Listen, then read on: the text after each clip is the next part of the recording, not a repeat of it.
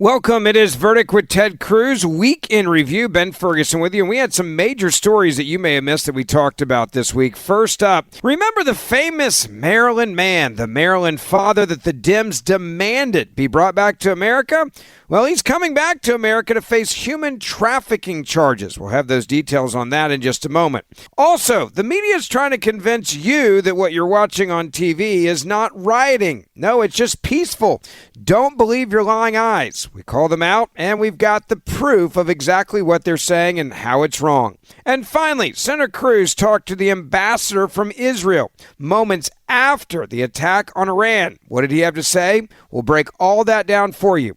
It's the Weekend Review, and it starts right now. Democrats have been obsessed with the Maryland father, the Maryland man who just happened to get deported, who was an illegal immigrant, who was caught human smuggling through my home state of Tennessee, and they act like it never happened. And now all of a sudden, we're like, they were demanding you bring him home, bring him back to America. Well, guess what? The dude's coming home. He is indeed, and he has been brought to be prosecuted. He has been indicted. He has been indicted for human trafficking. Wait, I thought he was just a Maryland dad, not a human trafficker. Well, I will tell you, I am holding the indictment in my hand, and it is stunning. So how long was he a human trafficker? Well, according to the indictment, from in or around 2016 through in or around 2025, so for 9 years. That's a pretty good career. Kilmar Armando Abrego Garcia and others known and unknown to the grand jury conspired to bring undocumented aliens to the United States from countries such as Guatemala, El Salvador, Honduras, Ecuador, and elsewhere, ultimately passing through Mexico before crossing into Texas. Very nice, they came into Texas. The co-conspirators knew the undocumented aliens did not possess authorization to enter the United States. They used cell phones, they used social media applications.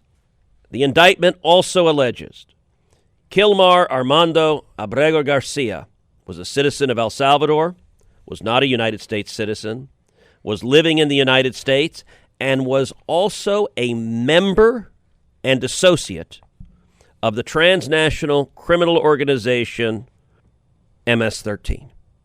No, he's a dad. Hold on a second. You can't say that. This is just a Maryland dude. Maryland dad. Maryland man. And by the way, they accurately describe MS-13.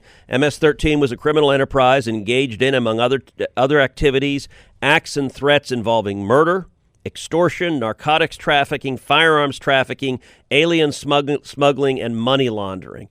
MS-13 operated throughout North and Central America, including in El Salvador, Guatemala, Mexico, the United States, including in Texas, Maryland, New York, Tennessee, and elsewhere.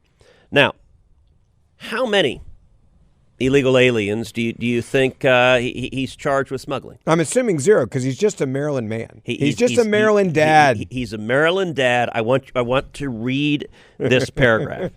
Kilmar Armando Abrego Garcia, as detailed further below, used his status in MS-13 to further his criminal activity. Right, not his status as a father or dad, as a MS-13 gang member. Over the course of the conspiracy, the co-conspirators knowingly and unlawfully transported, wait for it, thousands of undocumented aliens, many of whom were MS-13 members and associates. So you're bringing in people that are now a member of a terrorist organization into the country. So not just random people paying. He was smuggling in members of the terrorist organization in the United States of America for not 1 year, not 2, not 3, not 4, not 5 years, but 9 years. Yes. And look, the fact that DOJ brought this indictment means presumably they have the evidence to prove this indictment. They're going to put on that evidence. They're going to put on that evidence that this guy was a gang member for 9 years, that he was part of a conspiracy that smuggled thousands of people illegally, including other gang members. So, you think the media is going to apologize for any of their stories when they're attacking Trump and saying that he just sent a Maryland dad, a Maryland man? And understand, this is the same illegal immigrant that my colleague Chris Van Hollen, Democrat from Maryland, flew down and had really what was a very sweet margarita with. I mean, it was a bromance. They were hand-holding. It was a moment. It was a bro moment. As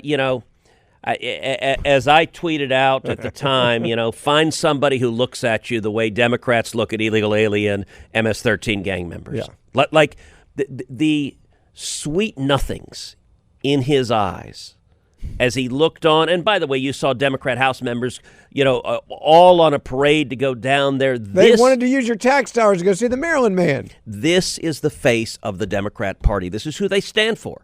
So look, you ought to ask yourself at home, am I an MS-13 gang member who's a human trafficker who smuggles in thousands of illegal aliens, who smuggles in gang members? If so, the Democrats are the party for me. If you're not, if you kind of think we don't want human traffickers and gang members in America, well, then I don't know what the Democrats have to say. Is this like the ultimate FAFO moment? Because for Democrats, and I want people to understand the funniest part of the story. Democrats demanded we bring him back.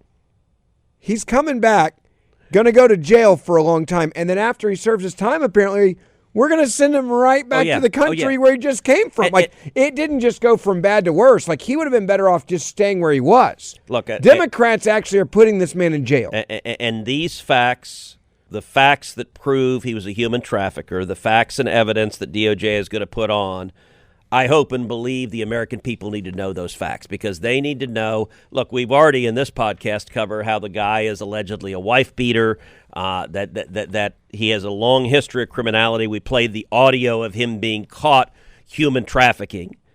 But at the time, we didn't know that there was a decade worth of thousands of people being trafficked, including other gang members. Count for what you wish for, right? And by the way, to understand, look, I don't know specifically what this gang member did, but I'll tell you, MS-13, when they are human trafficking, they are raping women, they are raping children, they are abusing women and children, that they are abusing little boys, little girls.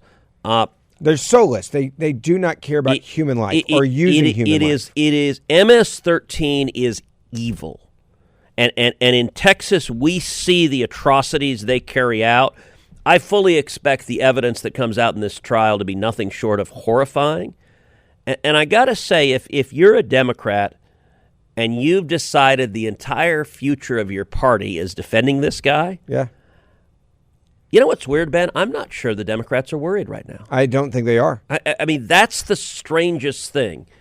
It is in the face of this. There used to be in politics moments where you knew you screwed up, where even your party, they're all in on California and still on defending this guy. Their position is that one Democrat congresswoman said, law enforcement, get the F out. Yeah. That's their message. No cops, no ICE, no Border Patrol. We don't defend California. We don't defend America. Bad guys. But gang members and murderers, you're a peeps. Amazing. Now, if you want to hear the rest of this conversation, you can go back and listen to the full podcast from earlier this week.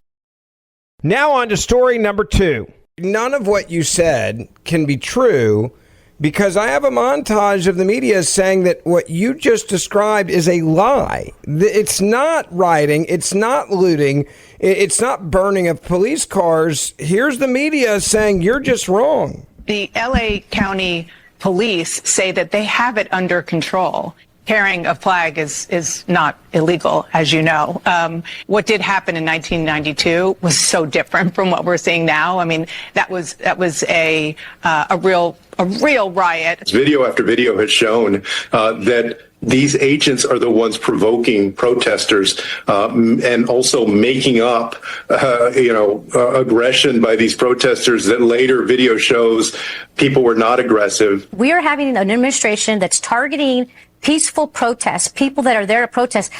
The president is sending the National Guard because he doesn't like the scenes. He doesn't like the scenes of people peacefully protesting. Unrest is isolated. LA is home to millions of people, most of whom are having a normal day here on Sunday. You know, you've heard reports that there are riots on the streets of Los Angeles. That is not what's happening across the city of Los Angeles. Governor Newsom's right. There wasn't anything like a riot happening on Friday, Saturday. We just witnessed a protester thanking a National Guardsman for his service here in California. LAPD, by most estimates, had this under control last night. No, I don't think the National Guard is needed now. Things in LA are calm. There was a protest that got a little unruly late at night. There have been no violence where anybody that was protesting hit anybody, shot anybody, threatened anybody. Nothing has happened. What is just a bunch of people having fun watching cars burn? Most of those demonstrators were very peaceful. They were chanting, they were shouting. People were driving by, honking their horns. I mean, that's just normal life out there. You know, they were just having fun watching cars burn. That's that's just good old fashioned entertainment. Like, get out your popcorn. Light some police cars on fire. TC, next time you and I are just hanging out, we should just maybe I don't know, find a car and just set on fire and watch it burn. We're not doing anything illegal. Everything's fine. So to give you a sense of just how much propaganda the media is desperately trying to spin, I'm going to read you 4 headlines. All right, so this is a headline from the New York Times. Quote, "The Mexican flag becomes a potent L.A. protest symbol. Trump officials have cast demonstrators waving the Mexican flag as insurrectionist. But for many protesters who are Mexican-American, the flag represents pride in their heritage." Now, mind you, they're waving the flag saying, "Dear God, whatever you do, do not send me back to Mexico." That is their message. But apparently it's pride in their heritage simultaneously. Here's CNN. Quote, "Trump is acting like an authoritarian. California's crisis now rests on what he does next." That's CNN, nice and objective. All right, how about the Washington Post? Quote, "He's waging a war on us. As Trump escalates, Angelenos defend their city. Across this vast metropolis, residents denounce what they consider an attack on the very fabric of their city, on their neighbors, coworkers, family members." That's the Washington Post. And finally, NPR. NPR, which, by the way, you and I are paying for. Every one of us who listens is paying for it through our tax dollars. Here's what NPR says. Quote, "Trump using National Guard in L.A. is an abuse of power, says national security expert." That's the media. Well, and with the media doing everything they can to deny the truth, to lie, to obfuscate, to pretend that this is all peaceful, that there's no violence, never mind the violence that is unfolding in front of our eyes. Maxine Waters said, "Don't believe your lying eyes. I'm telling you there's no violence." What is Gavin Newsom doing? Is he protecting the people of California? No. Instead, he's suing President Trump to stop the president from protecting the people of California. Gavin Newsom tweeted out, quote, "I have formally requested the Trump administration rescind their unlawful deployment of troops in Los Angeles County and return them to my command. We didn't have a problem until Trump got involved. This is a serious breach of state sovereignty, inflaming tensions while pulling resources from where they're actually needed. Rescind the order. Return control to California." So Gavin Newsom is not upset that illegal immigrants have flooded into this country for the last 4 years across open borders. He's not upset that murderers and rapists and child molesters and gangbangers have been released. He's not upset that Californians are being murdered, are being violently assaulted by illegal immigrants. None of that dismays him. He's not upset at the looting. He's not standing with the poor small business owners and shop owners whose stores were destroyed by the violent crime. None of that upsets him. Instead, Gavin Newsom's problem is, damn it, number one, Trump is arresting illegals, and we're the Democrats, we're the party of illegals. And number two, even worse, Trump is sending in federal officers, sending in the National Guard to keep communities safe, to protect families, to protect homes. That is unacceptable, because if there's one thing the Democrats stand for beyond illegal immigrations and crime, it is preventing the police from doing their job, preventing them from keeping you safe. I think that really sums up the lunacy of where the left is today. Final question on this one. I don't think there's any near end in sight. I think this is going to continue to grow. Do you agree? I do, and let me say, we started by saying this went where we predicted, that this spreads nationally, that we see these protests and these riots in cities across the country. And I think we need to follow the money. And that's certainly what I am urging the president, urging the Department of Justice to do, is follow the money.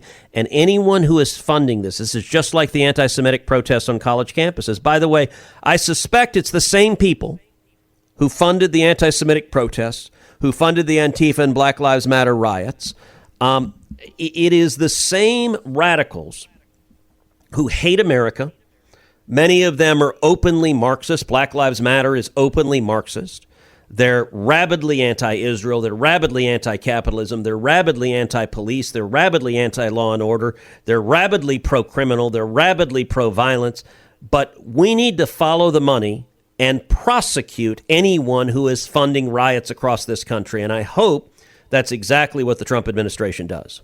Yeah, no doubt about it. Before we wrap, I got to just hit pause, and you got a really cool letter from a kid. This inspires me. It makes me happy. It reminds me when I got into radio when I was 12 years old. And I want you to just tell us about this letter, and I want to read it for everybody that listens to Verdict. It's awesome. Well, listen, I had a member of my staff who was down in Texas this past week and was at Fort Cavazos. Which actually just got renamed back to Fort Hood. And he was there at Fort Cavazos, and there was a major who's stationed there who gave him a letter.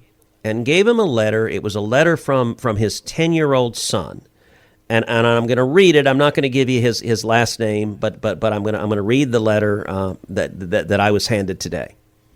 Dear Senator Cruz, my name is Justin, and I am a student at Hill Country Christian School of Austin, and I am pro-God, pro-life, and pro-gun Republican who loves America, Jesus, and politics.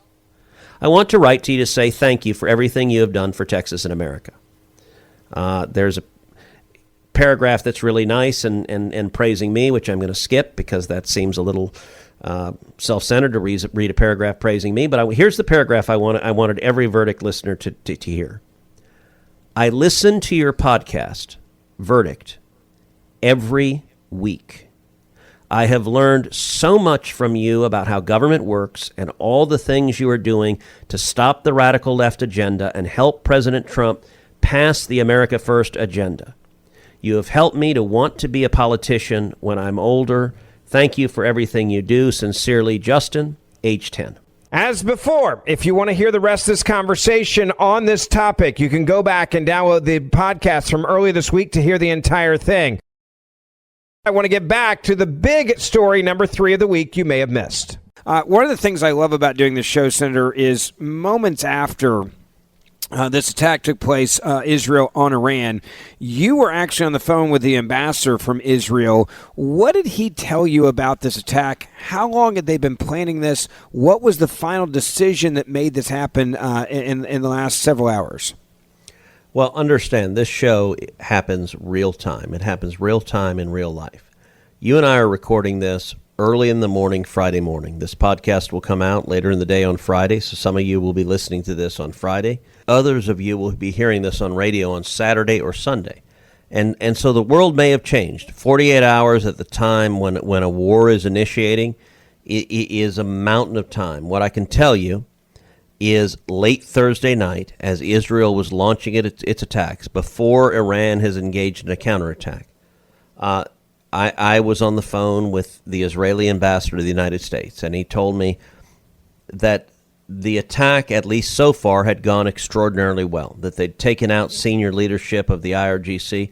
And I got to say, by the way, that's a huge victory for the United States of America. The IRGC has murdered over 600 American servicemen and women.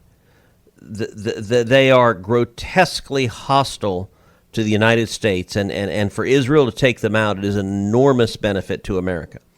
But at the same time, the Israeli ambassador told me that the instruction had gone out in Israel to the people of Israel, go to a bomb shelter. Either be in a bomb shelter or be very near a bomb shelter, because they are anticipating early in the morning, Friday morning, that Iran is going to launch a massive counterattack with ballistic weapons. And Israel has extensive anti-missile defenses, but Iran has sufficient volume that if they launch everything, they have the capacity to overwhelm the defenses. And so there is a very real possibility. The people of Israel are braced. They understand. Look, they're not playing.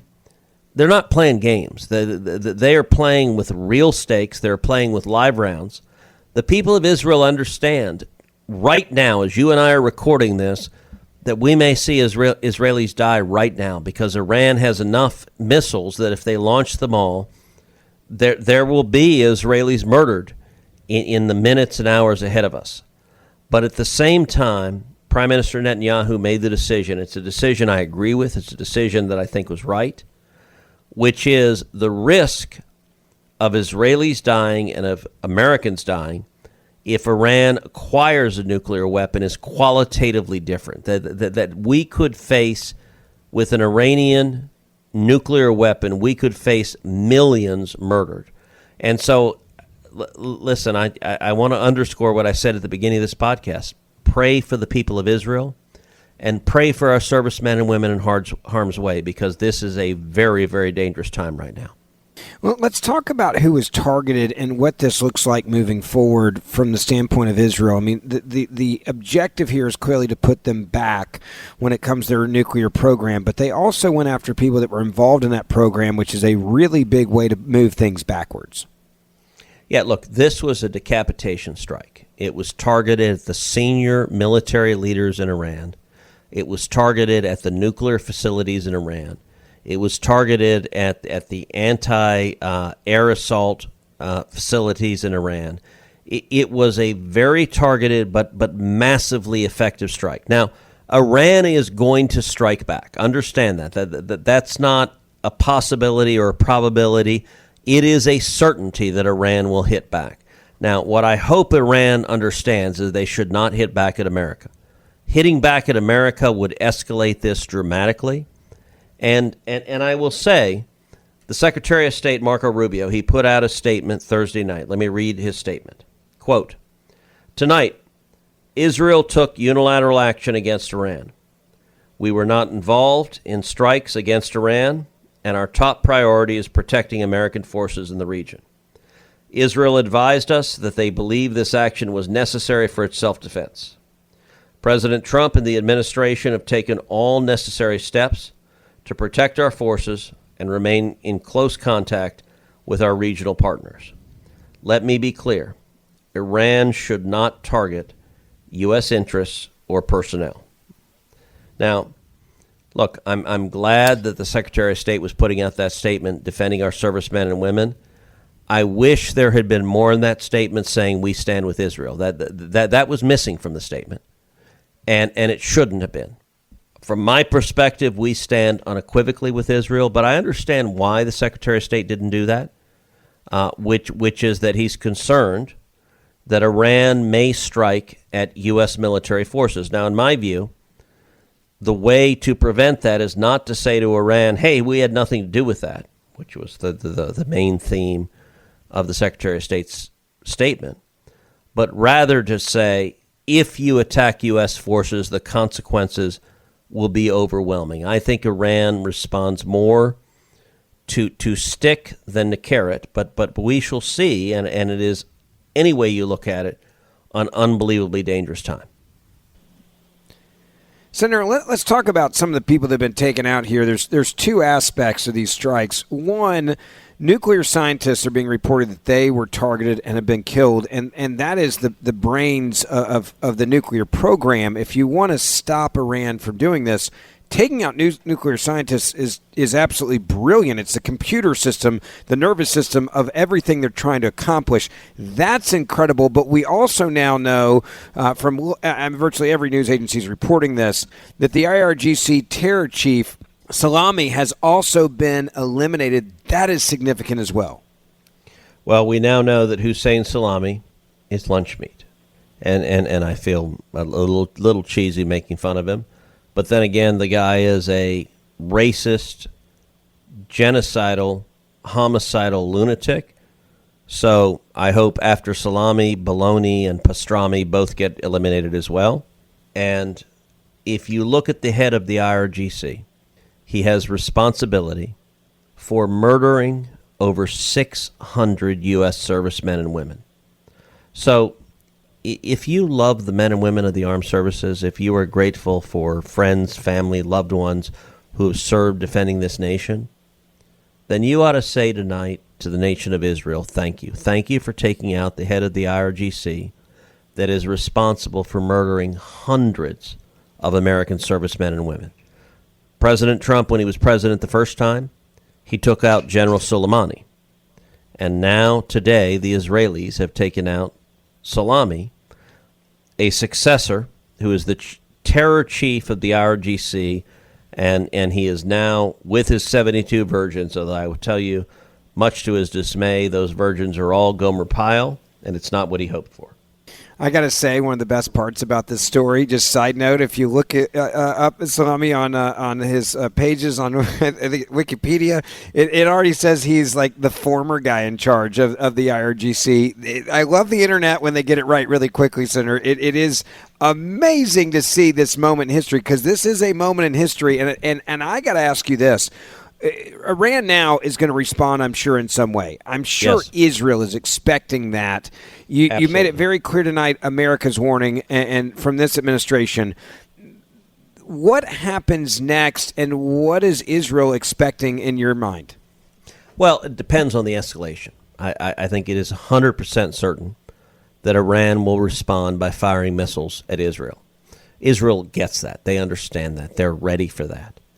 There is some real possibility that Iran will respond by firing missiles or other weapons at Americans. And I think if they do that, they will dramatically escalate this conflict. I think they will provoke. If they murder American servicemen and women, I think you will see President Trump respond with devastating force. And so, again, my message to the Ayatollahs, do not do that. Their response to Israel, I don't know what it will be. There is a risk that their response is devastating, that it is overwhelming. They have a massive number of ballistic missiles. So if they fire them all, the odds are significant that we will see a very large number of Israelis murdered. What I'm saying, Prime Minister Netanyahu understands. He knows that. He knows that by virtue of engaging in this attack tonight, there's a real risk of a significant number of Israelis being murdered. But he did this because he knows that if Iran has a nuclear weapon, many, many more Israelis and many, many more Americans are at risk of being murdered. Look, the Ayatollah chants death to America and death to Israel. I believe he believes that. And so acquiring a nuclear weapon is not just an academic question. If he gets a nuclear weapon, I believe he is trying to acquire one because he wants to carry out his promises of death to Israel and death to America. And that's precisely why Israel has launched this attack, to stop him from getting that capability. As always, thank you for listening to Verdict with Senator Ted Cruz. Ben Ferguson with you. Don't forget to download my podcast, and you can listen to my podcast every other day you're not listening to Verdict, or each day when you listen to Verdict afterwards. I'd love to have you as a listener to, again, the Ben Ferguson podcast, and we will see you back here on Monday morning.